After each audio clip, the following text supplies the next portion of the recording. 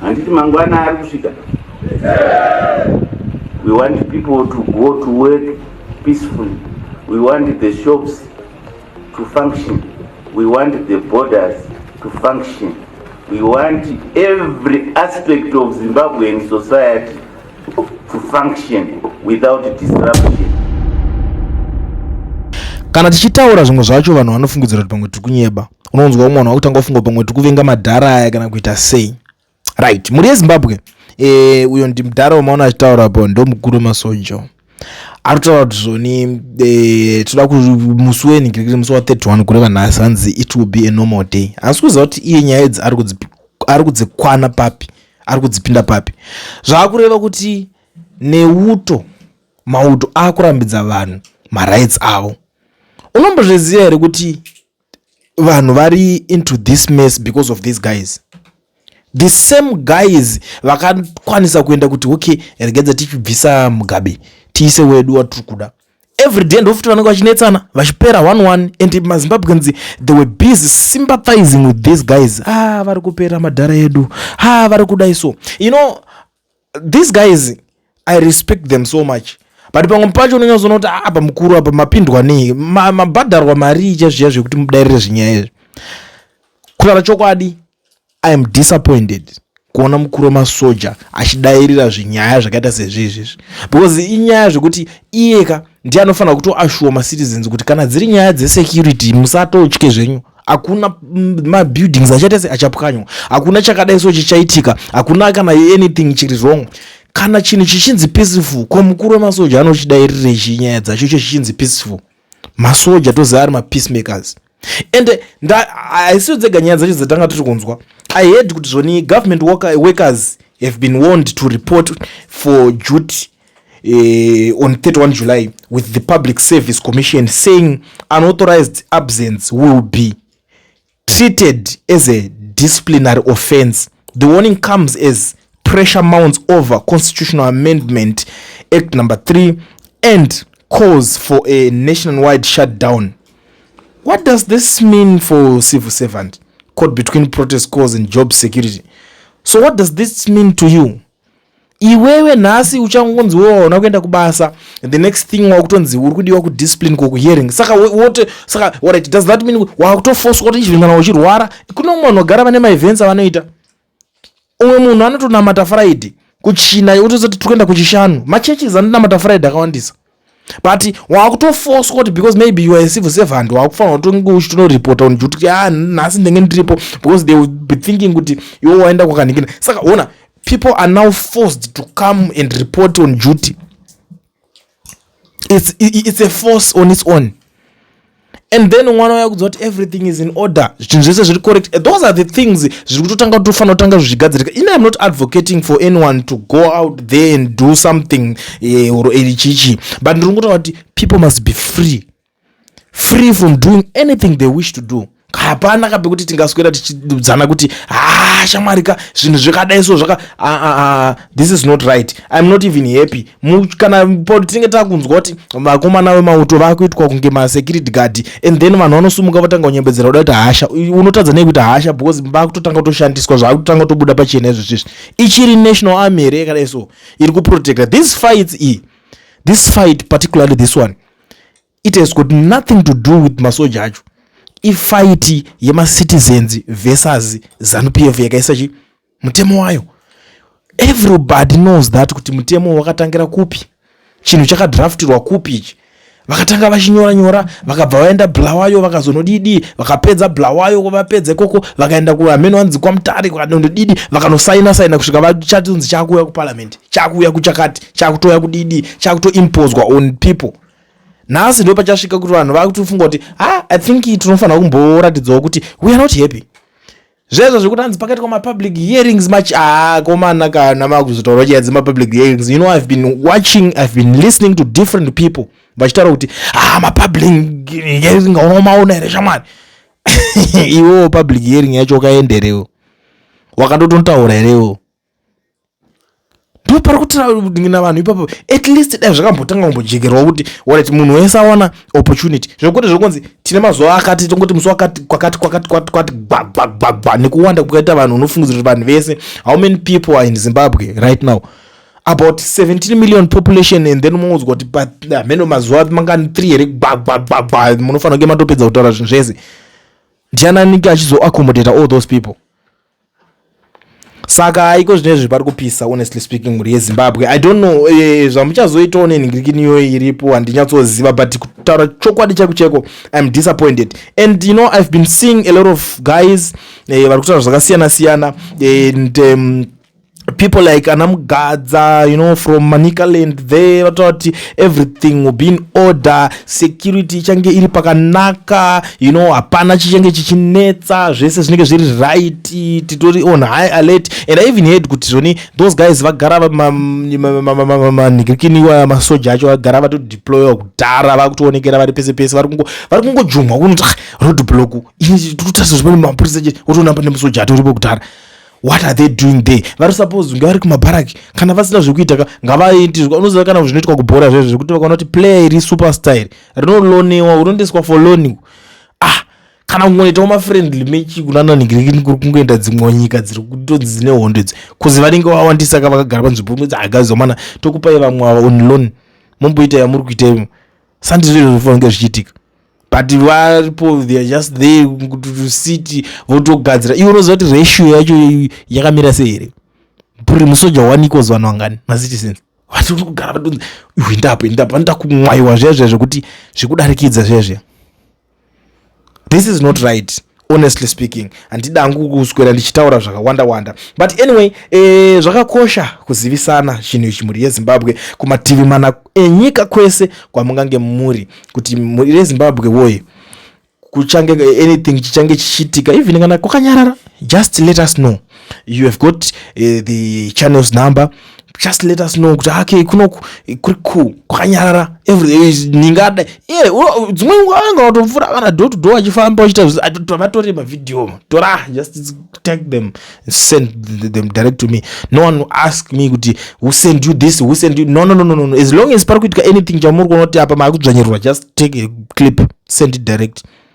Yeah, ukaona vatanga kwacho kwakuti ninge vatanga kuimba just send it here ozolechi because dzimwe nyaya dzacho zvinonetsa.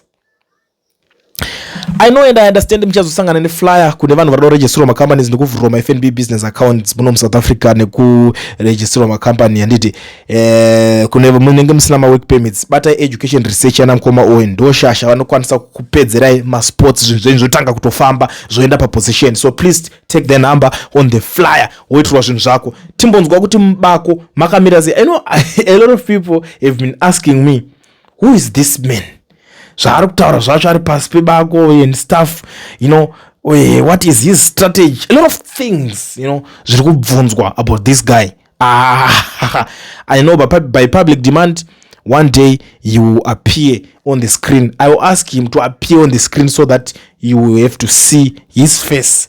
Zvabaja vachitimbonzwa kuti kwakamira sei kwavari because it's an update iri kwavari koko kwamene kuti vabude remubako nemaruwa mbiri ava vari kutaura because vangati kuti vane maruwa mbiri asingaite mubako macho zvakawanda zvinenge zvichingotaurwa maybe shona dzacho I'm even afraid of ruwa mbira by the way.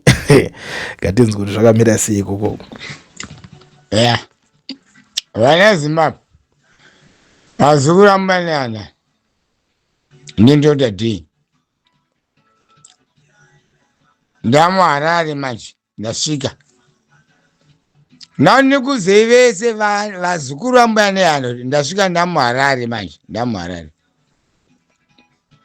I promise you vazukuru ambanana ndikati ini hasi kuzopinda dhemu imamutare ndikuendepi kuHarare. Sana ndati ndikuzei vazukuru ambanana kuti Dr. D vamu Harare manje.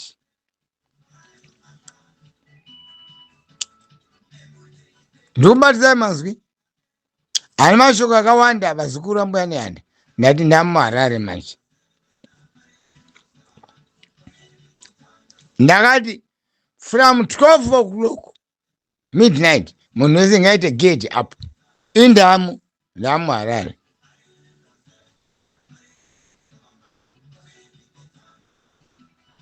Mweya unoera,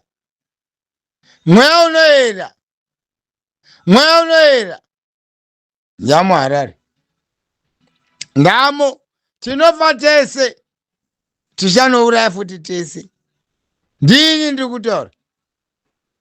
Dr. D komanda womweya, komanda wabako. Ndamu Harare, ndati ndasvika. Vana veziva muzoti sekuru Dr. D vamu Harare manje, vamu Harare. From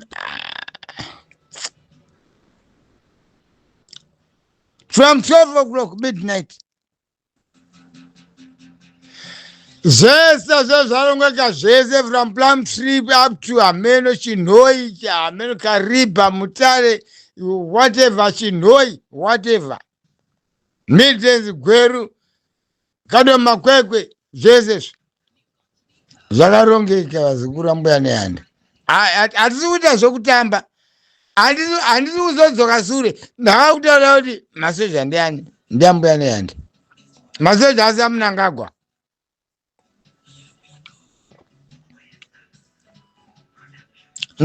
Ndikubatisei zanu vazukuru vambuya nehanda. Ndasvika kuHarare ndichibva kuchimguko kumakomo kwangu. Ndamu Harare manje. Rinobuda richinyura sei? Ndini ndiri kutaura. Nemweya. Ndini Dr. D. Right. Abata manzi anzwa. Taukumbira mbuya nehanda manje. Nasekuru kwaGovi. Vachitungamirira.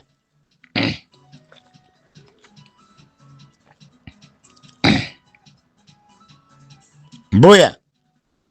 Ndini muranda wenyu. Ndakuchikumbira muchitungamirira. Ziyatiri kuda kupinda iyi. Ine makarwa anoruma. Asina kana tsitsi. Anonyuza nokupidikidza. Ndamire pamberi panyu nhasi. Chitungamirirai. So nitungamirire kwandabva uko. Ana kusangana nevana venyu mbuya nehanda. Vazukuru venyu mbuya nehanda. Vazukuru venyu sekuru Kaguvi. Ndabata wangu Mucheka Mutema. Nechimbenyu nhema sekuru Kaguvi. Ndiyatori kwanzi nduku. Ngangani mbumburu. Takwana. Ndasvika sekuru. Ndasvika mbuya. Ndamu Harare. Ndokutendai. Unitungamidza parwendo rwandaita. Hakusina kuti kwanzi chi. Makanda uri mwana bata hana chienda. Chipinda mugungwa. Chipinda mudesert. Chiita zvese. Asi chishinga.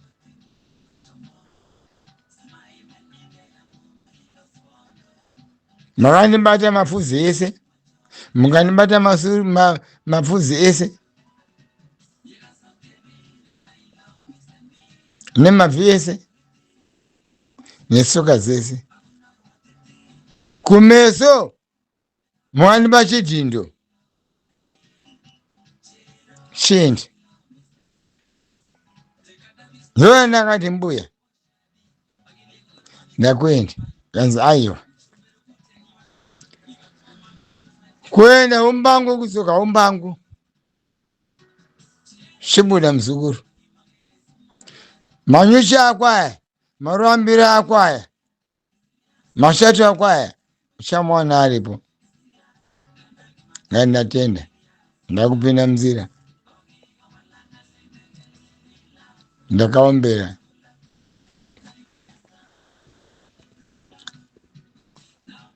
Ndakaombera. Ndikasiyana nezvebagwesha. Ndakanopinda pai? Murodhi. Why? Because ndasiyana naoneka. Kuti kana zvisina kunaka. futi hazviite,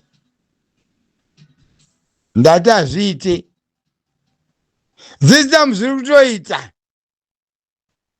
Vana mbuya nehanda nenda kuenda nesoko rekuti zviri mbuya vana wakufara.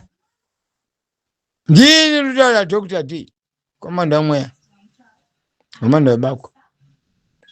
Apa hasi kuzozokera sure ndati ini ndasvika ndamuHarare izvozvi.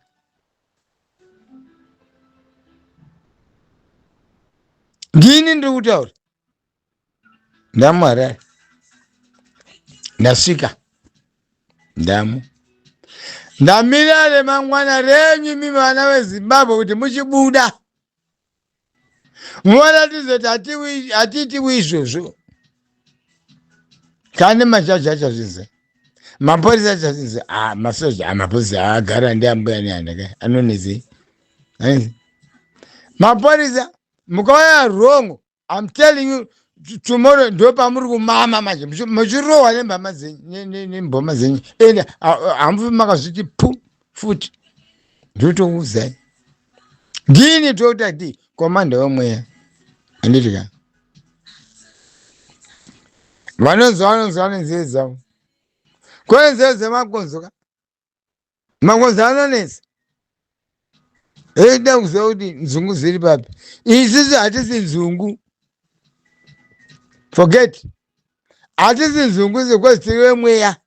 Ndini Dr. D ndiri kutotaura nhasi. Tomorrow zvese zvandakataura zviya must end up tomorrow. Nhasi kudzokera sure kusvika hondo ichapera. Ndini ndiri kutaura ini komanda D Dr. D komanda wemweya komanda webako. Hondo chazizopera handibvi imomo muHarare. Imotambira kuBulawayo chichicho indiri kutambira imomo muHarare. Why? Ndikuda kutambira padhuze nechi neState House. Ndikuda kuti ifute brigade yake yekufamu ichifuta futi. Ndini ndiri kutaura neZimbabwe ndamuHarare manje. Ndini Dr. D